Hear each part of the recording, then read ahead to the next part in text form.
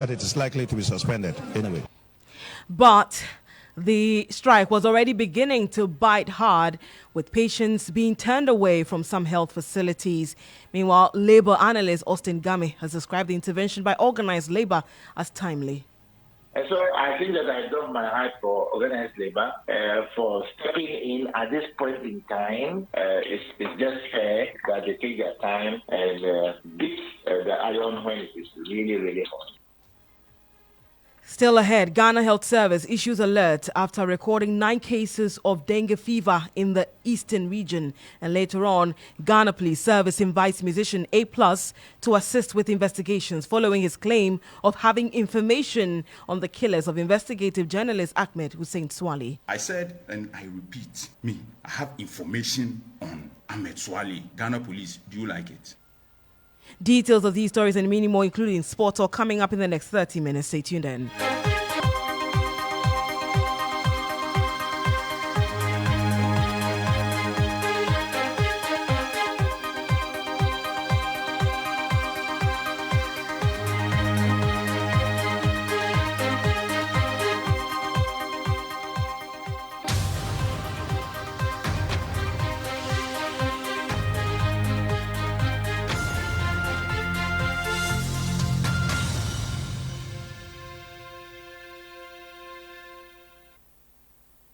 You're welcome once again to the Star Midday News on Star 103.5 FM. We are also live on Ultimate FM in Kumasi, Zeps FM in Zebila Empire FM in Takrady, other affiliates across the country and around the world. We are on starfm.com.gh in the US. You're on My Star Radio. My name is Dedei Tettey. Let's start off with labor agitations. And organized labor has suspended its industrial action following the decision by SNIT to abort its quest to offload 60% of its shares in 4 hotels to our Greek minister Brian Champon's Rock City Hotel Limited. The earlier strike resulted in patients being turned away in some health facilities. Also, justice delivery, teaching and learning, among others, have been on hold because of the strike. Now, let's go over the telephone line and speak to GH1 and Star News' Awisi Dedei Jange. She has been to some of the hospitals in parts of Accra and has some updates with us. So, Awisi, just a while ago, organized labor announced that, we have communication from our reporter that organized labor is about to suspend this industrial action. But as we know it, the impact was already biting. Where have you been and what did you observe? Right, now Dedei, so I am here at the Broca Polyclinic, and I got here some hours ago. When I got here, I was told that a couple of patients who came here hoping to be attended to were asked to go home because nobody would see to them at the OPD. And when I got here too, I realized that ordinarily, at the Broca Polyclinic is usually full and packed. So when I got here, it was literally empty. I spoke to 2 people. One guy who came with his brother who was at the verge of collapsing. And when he got here, it took the good heart of some of the nurses to pay attention to him because they were saying that they were on strike. But then when organized labor just issued the fact that the strike has been called off, I went to the administrator's office hoping to see whether he knows about the situation and what's the next step. He said that although he's hearing it on the media, but he's waiting to be properly informed. But I have a patient seated just beside me who has been here as at 8 o'clock this morning, hoping to be attended to. She's going to tell us what her condition is and how this whole situation makes her feel. Madam, good afternoon. We are live. You're comfortable speaking English, right? Yeah. You're live on Star Midday. What is your name and when did you get here? My name is Wendy. I came here as early as 7:30 to 8 a.m. I'm pregnant, actually, 7 months. Wow. So I didn't know about the strike. I didn't know anything. So I wanted to come early, do everything and go home because I'm tired. The nurses are telling me they are not working, but they are here for just emergency cases. And I was sitting here, maybe someone will attend to me in case, but no one is attending to me. Nothing is going on. Someone was vomiting right here, and they saw and passed. No one did anything to the patient, and it's very sad, very, very sad. We can do better in this country. Right. So now that they just had a patient today concerned about the whole situation, we are hoping that they would see to the fact that the strike has been called off and patients will be attended to. So now that's basically what I have for you for now. Thank you very much. We see Dedei Jange telling us what she has observed at the Adabraka Polyclinic. Now, this was the impact of the industrial action already being felt.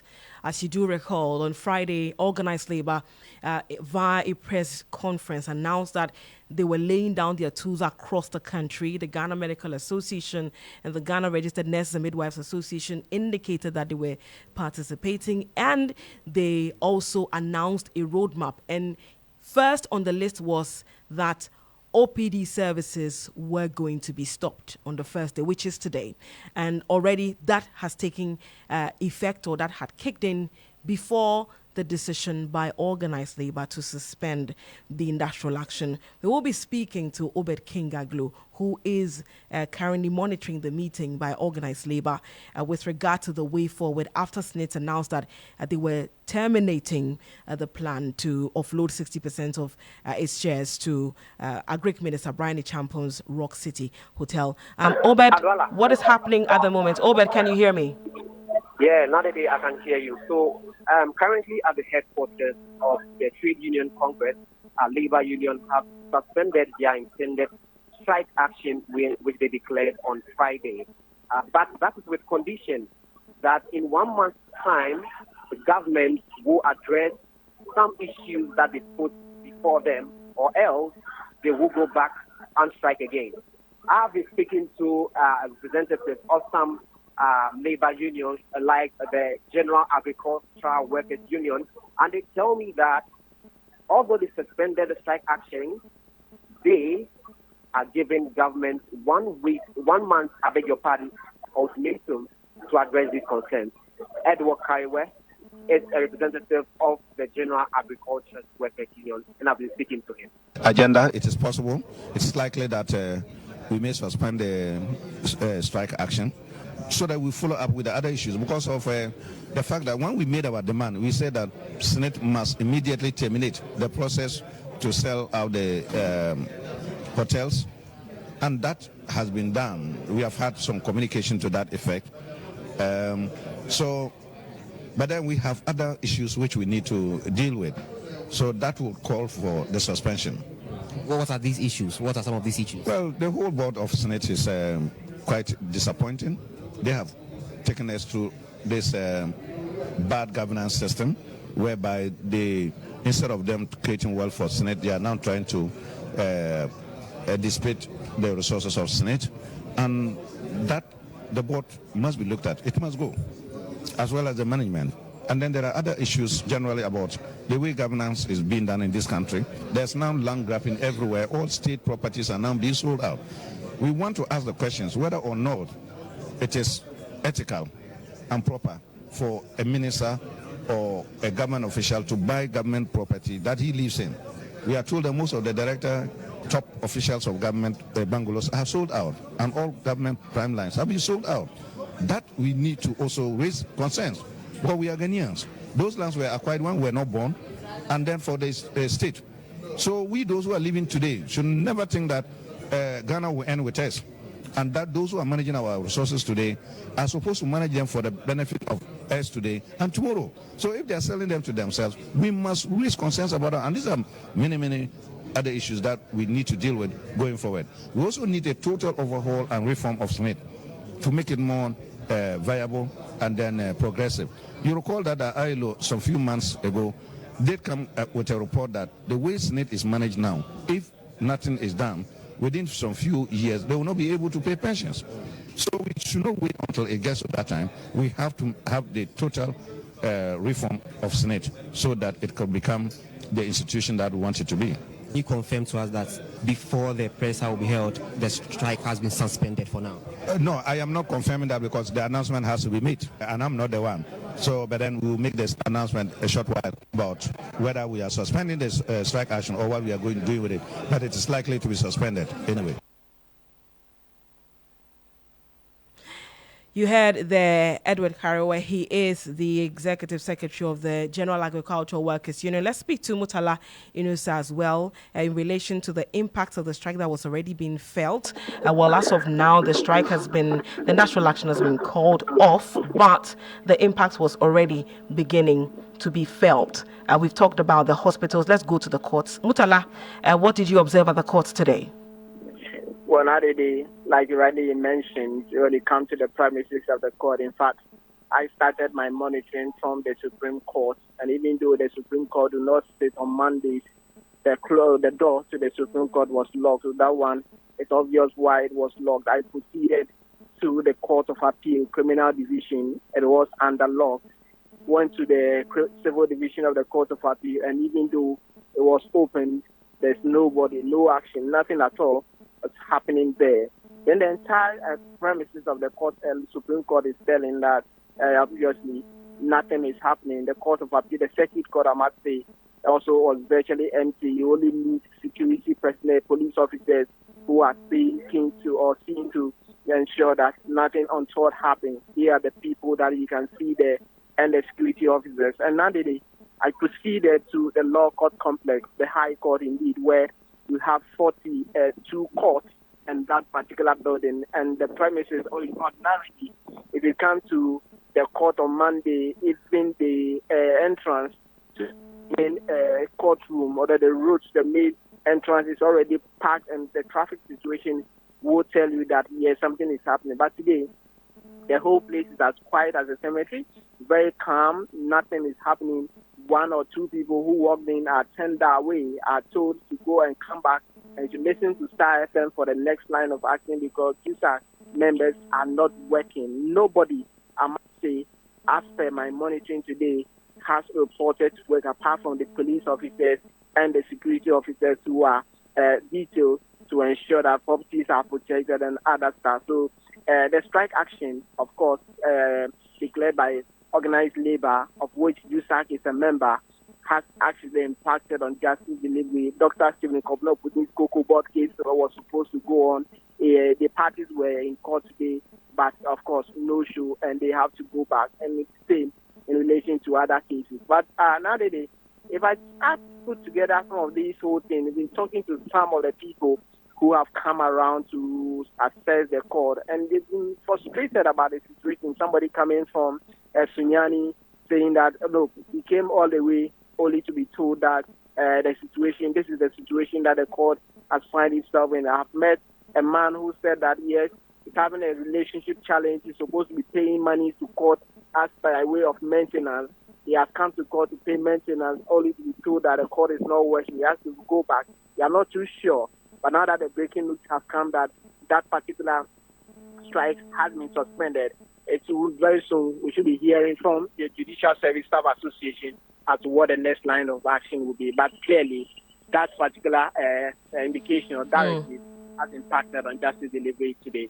All right, thank you very much. Murtala Inusa is our legal affairs correspondent, and just about some 6 hours into this strike, look at the impact. Imagine it had gone on the whole day. It would have been a very, very difficult moment for most Ghanaians here. And now let me bring to you the statement issued by organized labor communicating that they have called off that industrial action. So it says here on Friday, 12th of July 2024, organized labor called on all workers to join an indefinite strike action starting from today, Monday 15th July 2024, to back its demand for the termination of the process towards the sale of 60% of SNIT's shares in the 4 hotels. Now, in a letter dated 12th July 2024. They make reference to the letters number. SNIT informed organized labor that it has terminated the sale of 60% of its stake in the hotels. At an emergency meeting held today, Monday, 15th July 2024, organized labor has decided to call off the strike. All workers are requested to resume work on Tuesday, 16 July 2024. We are giving SNIT 1 month to engage organized labor to address all outstanding issues relating to the management of our pensions. Otherwise, we advise ourselves. Now, we thank all the working people of Ghana and all organized labor groups for their support. And it says here, solidarity forever. And Dr. Yao Ba, Secretary General of the Trade Union Congress, CUC, is the one who signed it. There's also the signature of Isaac Bampoado, doctor, for Clock SAG. He signed on behalf of the Forum for Public Sector Workers, and then Kenneth Kumson, Deputy Secretary General of the Ghana Federation of Labour. Like I did say, 6 hours into the strike, we're feeling the impacts already. We've talked about what happened at the courts and then the hospitals. Let's check what happened at the various schools as well. Calvin Powell is there for us. Unfortunately, we don't have him on the line. We'll try and reconnect with Calvin Powell to give us the details with regard to how the strike impacted the schools in the country. He went to some schools here in Accra. Calvin, where did you go and what did you observe?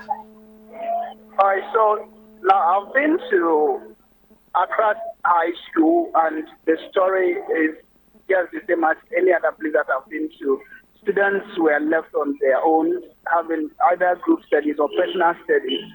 I've met an encounter with the headmistress who tells me she's around just to monitor the safety of the students and also make sure that no one violates the directives by organized labor. I've also been to Salem Senior High School in Osu, and it's the same story. Teachers are absent, students are left on their own doing personal studies. Some were still lodging around. And I also spoke with the assistant headmaster, who also mentioned that, yes, he's around to make sure the safety of the students is assured, and also hoping that a counter directive from organized labor will come around for them to comply with. But as of now, they are able to either call on their teachers to come and do form 3 to be writing exams next month. They are able to call teachers to come and assist because of the directive. So that has been the situation all around. All right, Calvin, thank you very much with those updates there in relation to the impact of the strike on the various schools in the country. But let's hear from Labour analyst Austin Game, who has described the initial action by organized labor to embark on industrial action as timely.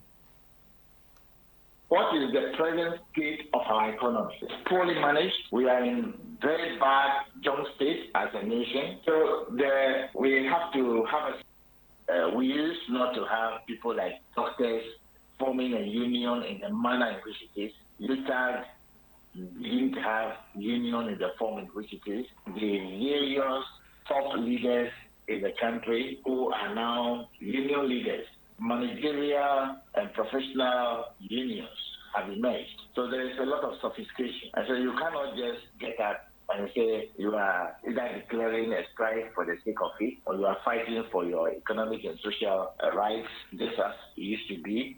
Things are changed, and therefore organized labor may seem to be a bit slow, but I think that they are doing just the right thing. It may not be exactly totally right, but I think it's fair to say that they've tried their best. And so it's just fair that they take their time and beat the iron when it is really, really hot. So I think that's what they've done. But when it comes to pension, it's a different kettle of fish. And so I think that I got my heart for organized labor for stepping in at this point in time. And this should be a very, very good lesson to the incoming government in January. Certainly, we cannot have this kind of I don't want to use words that sounds attacking personalities, but this is the most careless thing that was going to be visited on working people of Ghana. You had the labor analyst Austin Game describing the industrial action initially announced by organized labor as timely. Let's switch our attention now to issues relating to health, specifically dengue fever. And there are some concerns coming in the wake of an outbreak in the eastern region. 9 cases have been recorded. While the Ghana Health Service is warning the public to stop self-medication and report any case of suspected malaria symptoms to the hospital before it leads to hemorrhagic dengue, which is fatal. Now, the warning comes after 9 dengue fever cases were confirmed in the country. Now, the service also wants clinicians to critically examine any form of malaria case reported at the various facilities. Now, there is more in the following report. The Ghana Health Service on Sunday, July 14, announced it has recorded 9 confirmed cases of dengue fever in the country. The 9 cases are out of 46 suspected cases that were investigated in the eastern region of Ghana. The service is still conducting investigations into the cases as it can be fatal when it becomes severe, with bleeding from the lining of some internal organs such as the vagina, stomach, esophagus and trachea, also known as the windpipe. The symptoms are somehow similar to malaria. There are some communities in the eastern region that had a number of the inhabitants reporting symptoms like of malaria. So they go to a hospital and they are given anti-malaria medication and they are not so well. So based on that report, we decided to investigate further. And that report led to the situation whereby they picked 46 samples. And in the 46 samples, 9 has come out as positive. But let me say that if you look at the enclave where the disease is coming from, there are other adjoining districts like Asin, which is in the central region. So we are trying to have a very detailed investigation to see the spread of the outbreak. From the Ghana Health Service headquarters, made up of entomologists and epidemiologists, have joined the regional team to undertake a detailed outbreak investigation. Dengue is a viral infection that spreads from mosquitoes to people. Most people who get dengue would not have symptoms, but for those who do, the most common symptoms are high fever, headache, body aches, nausea, and rash. Most people will get better between 1 and 2 weeks, while some people develop severe dengue, which can include bleeding and require hospital care. The Ghana Health Service has met its National Emergency Operations Center officials with alerts sent to all regions and districts to enhance surveillance for early detection and sensitization. We talk about deaths from dengue, it's on the very low side. What we try to do with our communication is want to have early detection and then management of it. So people should not be scared, but we also encourage people to move away from self-medicating because the presentation is similar to malaria. If you are not careful, you assume it's malaria, you take testimonial amodiaquine or Coartem, and then you think that you've treated. So what we are saying is that in the era that we are in, if you have a fever, joint pains, bodily pains, I think that you need to go to the hospital. Then you have your blood taken and sample collected to see whether it's malaria or if it's dengue, they will manage it. Treatment of dengue is mainly through supportive care with taking in lots of fluids, pain relief medications, a lot of rest, and other measures. There's no specific medicine for its treatment. The spread of dengue is through the bite of an infected Aedes mosquito. Therefore, the public is advised to avoid and protect themselves against mosquito bites by wearing full sleeves clothes, long dresses to cover the limbs, and sleeping in treated bed nets. Evelyn Arabaidu with that report there. Now, the Bureau of Public Safety is demanding the withdrawal of the Road Regulations Act LI 2180 amendment.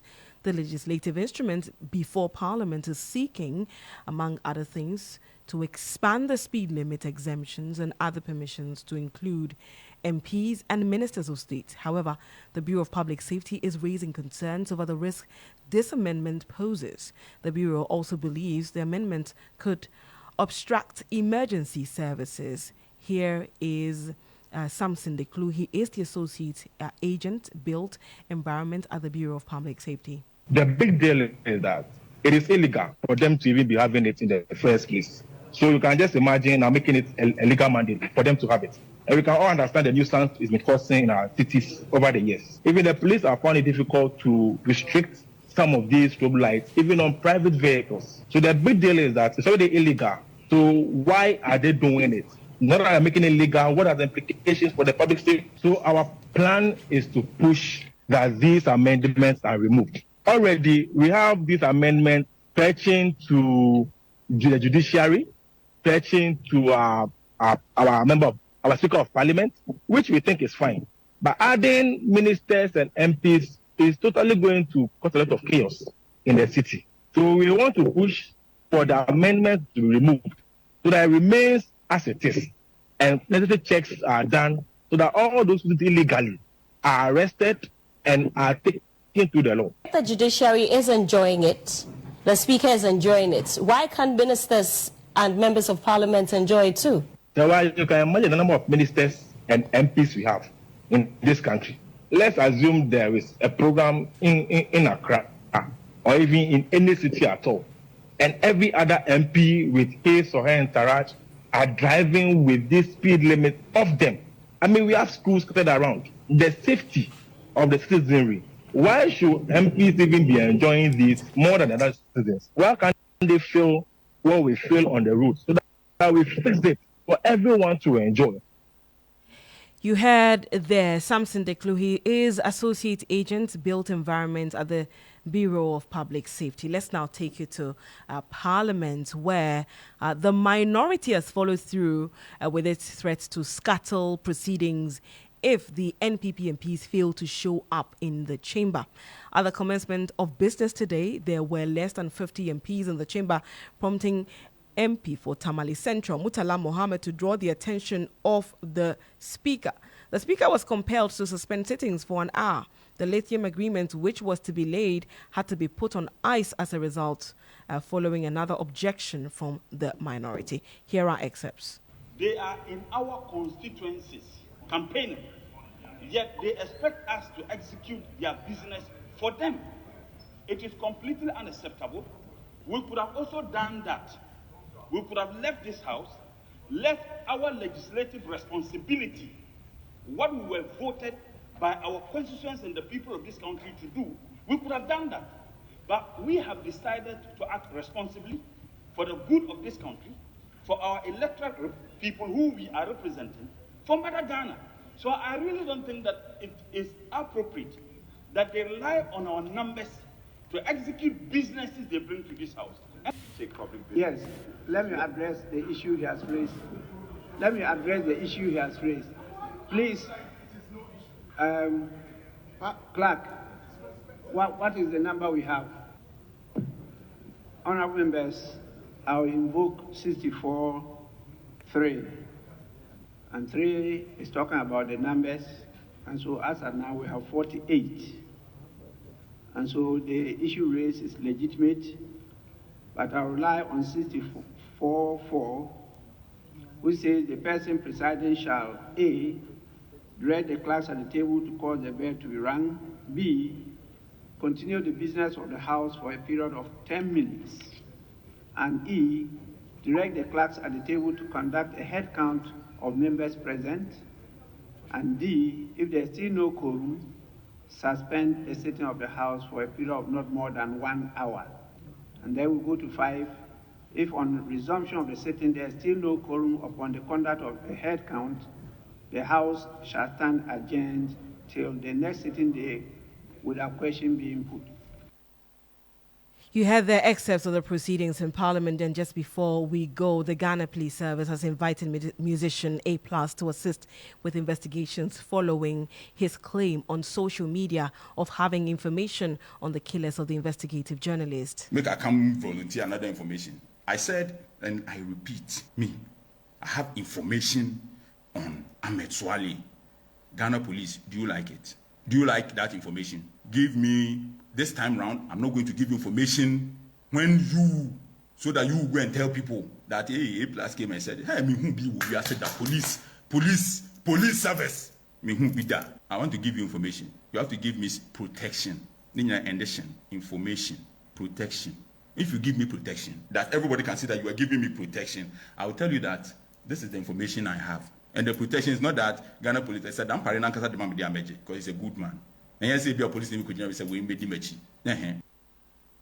You had the musician A+ making those claims on social media. Well, in a statement issued today, the police announced the invitation of Kwame Asari, being popularly known as A+, to assist with investigations into the death of Ahmed Hussein Swale. I'll take you through excerpts of that statement. It says here that the Ghana Police Service has today, 15 July 2024, invited Mr. Kwame Asari, being popularly known as A+, to assist police ongoing investigation into the death of Ahmed Hussein Swale following his recent claims on social media that he has some information regarding the case. The Cold Case Unit, established in October 2021 under the Criminal Investigations Department, CID, of the Ghana Police Service to handle cases of this nature, has been working on the investigation into the case and closely engaging with the deceased family. The police is therefore pleased that Mr. Kwame Asari, being A+, has made an indication that he has some information that could assist the ongoing investigation and has been invited accordingly. So those are details of the statements issued by the Ghana Police Service. Let's quickly dash into the world of sports, and Benjamin is here. Benjamin Yamwa. Good afternoon to you, Benjamin. Good afternoon to you, Dedei, Tettey. Now, in sports, obviously, it's been reactions coming from the weekend, very busy weekend of sports. First of all, in the Euros, we know Spain are champions, and their coach has been speaking about the reason why they were successful in winning the European Championship. Are you guys sure that football emerged from England? Oh, of course. I mean, you forget about them. I mean, you cannot be a one-time winner of a major trophy, and that was in 1966. You keep on calling yourself the home of football. Absolutely. And it's been returning home for all these while. Every it time never gets home. It never gets home. It just reaches the doorstep. They should realize that they are not the home of football after all. Huh? I mean, how can you be just a one-time champion of a trophy and you call yourself the Ogboro? I don't think the England lovers would be. But they must be very frank with themselves. Realistic. Yeah. Okay. All right. Spain have won it for the fourth time. England have never won this championship, the Euros. They've never won it. They've won the World Cup just once. One day to happen. But back-to-back defeats in the finals anyway for the Three Lions, who have been speaking. So we have got all the reactions of the championship win for Spain in Europe. And then this dawn, Lionel Messi got injured, but that notwithstanding, Argentina went ahead to win the Copa America as well over Colombia. Lionel Messi in tears. We have got all the reactions also coming through. But of course, listen to us on Starr FM from 1 p.m. as we have all the details of the post-match reactions and celebrations of Lionel Messi's Argentina and the Spanish team, who also have been crowned champions of the European Championship. Of course, in tennis, your man lost out. Djokovic lost to Carlos Alcaraz. And 3 straight sets. Novak was very graceful about the loss. In his post-match interview, he said that, he hasn't seen him play the way he played, and I mean, he did all he could. Yeah. But plus, no one was coming in, obviously, with an injury. There were many things that the gentleman was doing that he was taken aback. Yeah. So it happens. There's a new kid on the block. Yeah, a new kid on the block. But I'm sure still Novak has got something special in him. Would have I think one or two more majors. He has to go down before he goes down, because this young one cannot thwart the efforts of Novak and what he wants to achieve. Absolutely. And for the women, our girl could not do it for Ghana. Pauline Jasmine. She lost out to the Czech international. So all these reactions on the game from 1 p.m. All right. Thank you very much, Benjamin Yamwa, with the very latest in the world of sports. And on that note, we end today's edition of the Star Midday News on Star 103.5 FM here in Accra and our other affiliates across the country. For more news, do log on to starfm.com.gh. My name is Dedei Tettey. Thank you so much for your company. Have a good afternoon and see you on the flip side.